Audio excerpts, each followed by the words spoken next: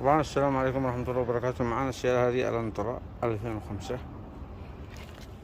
تعبتني. فيها مشكلة، تفتح ما تغلق، تفتح بالريموت ما تغلق، حتى من الباب هنا ما تفتح ما تغلق السيارة، خير شير ما تغلق. بعد الفحص تابعت الضفيرة، تابعت كل شيء، تابعت السنترلوك، خلال في السنترلوك في المنظم الأصل حق الأبواب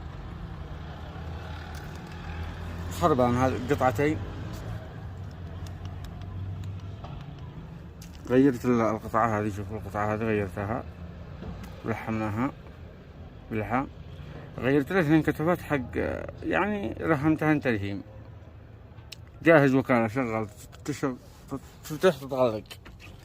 وهذه مكانه يوجد هنا تحت المشقلة تماما.